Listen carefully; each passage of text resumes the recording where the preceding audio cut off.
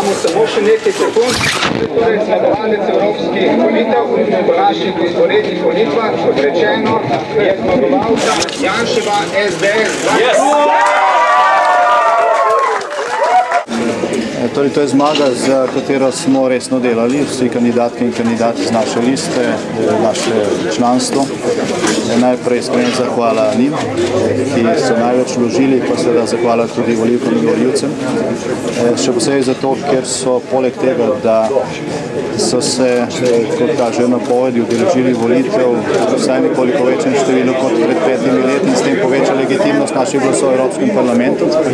Pričakujemo, da bo vladna koalicija ta signal vzela resno, hitreje predlagala boljše protikrizne ukrepe in bila pripravljena tudi bolj prisluhniti vsem, ki imajo še kakšno idejo in ne misliti, da sami znajo vse.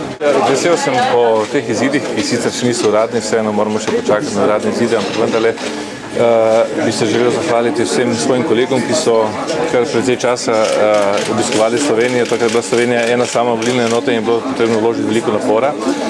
Pa seveda tudi našim volivcem, ki so danes prišli, očitno je težko prepričati slovensko volilno telo in tudi volilno teleso drugih tranzicijskih držav, ker še pač iz določenih razlogov še ne grejo voliti na evropske volitve, ampak vendarle zato si tisti, ki so šli danes voliti, zaslužijo tem večjo pohvalo. Seveda pa bi se zahvalil tudi vsem strokovnim delavcem, zlasti volilnemu štabu, ki je pripravil zelo pestro in dobro volilno kampanjo.